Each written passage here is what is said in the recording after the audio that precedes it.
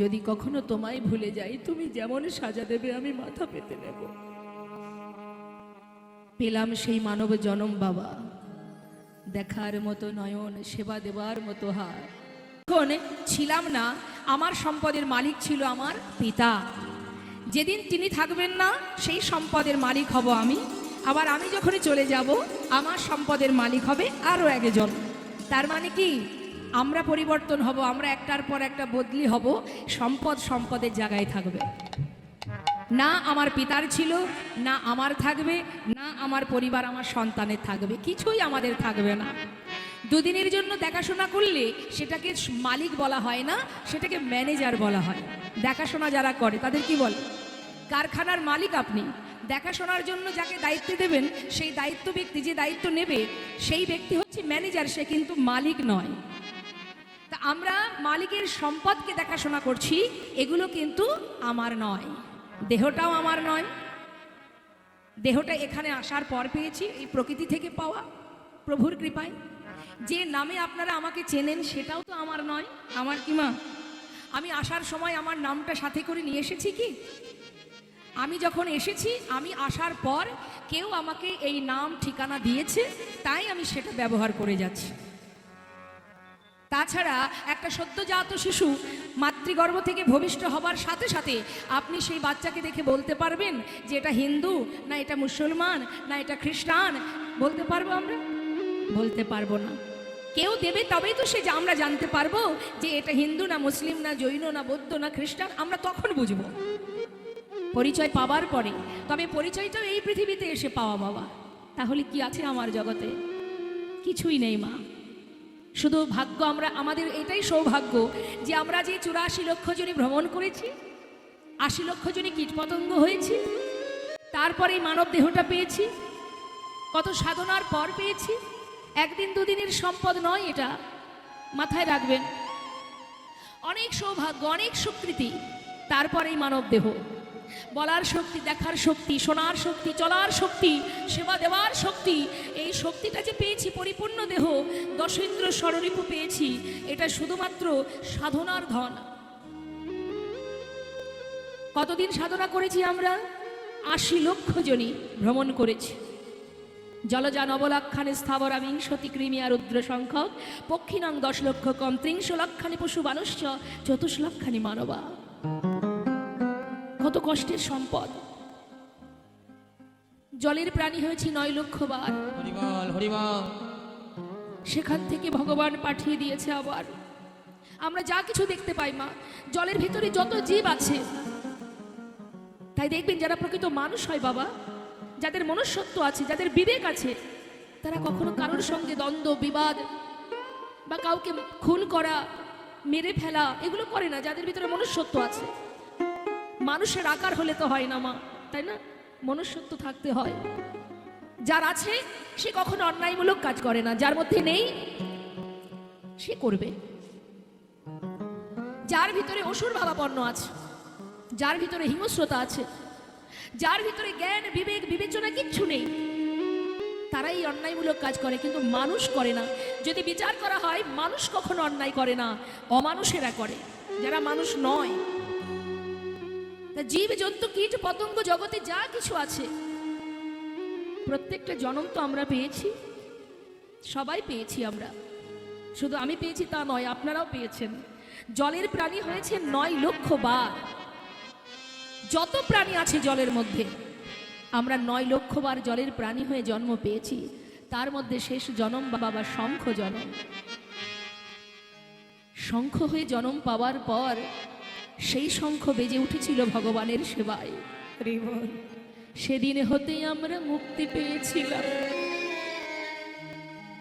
আবার পাঠিয়ে দিল ভগবান করুণাময়। আমাকে খাঁটি করে নিয়েছিল মা, একবার নয়, হাজার হাজার বার যন্ত্রণা দিয়ে আমাকে খাঁটি করে নিয়েছে। পাঠিয়ে দিল বৃক্ষকুলে। জগতে যত বৃক্ষ আছে সমস্ত বৃক্ষ হয়ে জন্ম পেলাম। তার শেষ জন্ম হলো তুলসী জন্ম। যেদিন তুলসী হয়ে জন্ম পেলাম, যে তুলসী পাতা ভগবানের সেবায় লাগলো, যেদিন ভোগের থালায় তুলসী দিয়ে গোবিন্দাই নমো বলে নিবেদন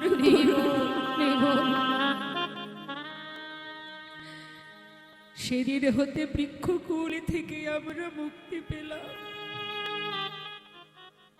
ভগবানকে বলেছিলাম, দয়াময় আর কত কষ্ট দেবে বলো প্রভু, এবারে তোমার চরণে আমায় মানব কুলে জন্ম দাও। ভগবান শুনলেন না বাবা, পাঠিয়ে দিলেন আমাদের কৃমি কীট কুলে, যা কৃমি কীট হয়ে জন্মগ্রহণ কর, বিশ্ব ব্রহ্মাণ্ড ঘুরে বেড়া। পৃথিবীতে কত সুখ, কত আনন্দ, কত ভালো লাগা, কত মজা, একবার ঘুরে দেখ তবেই তো বুঝবি। কৃমি কীট হয়ে জন্ম পেলাম মা 11 লক্ষ বার, 11 লক্ষ বার কৃমি কীট হয়ে জন্ম হলো। তারপর পাঠিয়ে দিল পক্ষীকুলে। কৃমিকীটের শেষ জন্ম বজ্রকীট, যেটা নারায়ণ শিলায় থাকে। আবার পাঠিয়ে দিল পক্ষীকুলে। বনের পাখি হলাম 10 লক্ষ বার, 10 লক্ষ বার এলাম আমরা, পাখি হয়েছি। পৃথিবীতে যত রকমের পাখি আছে, পাখি কুলের শেষ জন্ম হলো ময়ূর জন্ম। যেদিন ময়ূর পাখা গোবিন্দ সেবায় লাগলো, যেদিন ময়ূর পাখা দিয়ে ভগবানের রঙ্গে বাতাসি করলো, যেদিন ময়ূর পুচ্ছ ভগবানের মাথায় উঠল, সেদিন হতে আমরা মুক্তি পেয়েছিলাম। তাতেও ক্ষমা হয়নি বাবা। ভগবানকে বলেছিলাম, না প্রভু, আপনারা ভালো মতোই জানেন মা, পাখিকুল, কীটকুল, পশুকুল, বৃক্ষকুল, যে কুলে জন্ম পেলে মুখের ভাষা অপরকে বলার মতো শক্তি থাকে না, মনের ইচ্ছা কাউকে জানানোর মতো ক্ষমতা থাকে না, যন্ত্রণা, কষ্ট, বেদনা, দুঃখ সব কিছু সইতে হয় মুখ বন্ধ করে। তারপর পাঠিয়ে দিল আমাদের পশুকুলে। বাঘ হলাম, সিংহ হলাম, হাতি হলাম, ঘোড়া হলাম, কুকুর হলাম, বিড়াল হলাম। তাই তো মা, রাস্তার কুকুরগুলো দেখলে আমরা কি করি? অনেকে আছে দেখবেন তাকে বিষ খাইয়ে মেরে দেয়। তারা তো পশু, বলতে জানে না খিদে পেয়েছে খেতে দাও, পারে বলতে না। বরং খেতে এলে তাকে দূর দূর করে তাড়িয়ে দেওয়া হয়, ঘরে প্রবেশ করলে তাকে আঘাত করা হয়। এমন আঘাত আমরাও পেয়েছি মা। অবশেষে শেষে জন্ম হলো গাভী জন্ম।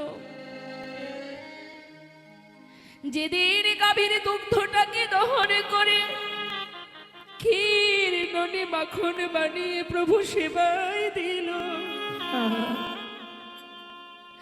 ভগবানের কাছে কেঁদে কেঁদে সবাই বলেছিলাম, দয়াময় এমন পশুকুলে আর জন্মে দিও না। যদি একবার আমায় মানবে জন্মে দাও, ভাবে গিয়ে সব ভুলে যাব, কিন্তু তোমায় ভুলবো না। তোমারই সেবা দেব, তোমার নামে করব। হা কৃষ্ণ একবার মোরে কৃপা করো, হে করুণাময় আর এমন করে জন্ম দিও না। একবার মানব কুলে জন্মে দাও, সেবা দেওয়ার মতো হাত দাও, দেখার মতো নয়ন দাও, বলার মতো শক্তি দাও, যেন প্রাণ ভরে তোমার সেবা করিতে পারি।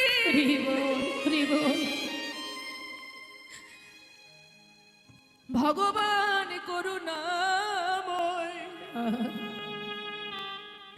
জীবের কান্না দেখে, জীবের ভালোবাসা দেখে বললেন, তবে বেশ মানব কুলে জন্ম পাবি, ভবে গিয়ে ভুলে যাবি না তো? না প্রভু, তোমায় যদি কখনো ভুলে যায় তাহলে জানি না কি জানি বেঘরে প্রাণ হারাতে হয়। যদি কখনো তোমায় ভুলে যাই, তুমি যেমন সাজা দেবে আমি মাথা পেতে নেব। পেলাম সেই মানব জনম বাবা, দেখার মতো নয়ন, সেবা দেবার মতো হাত।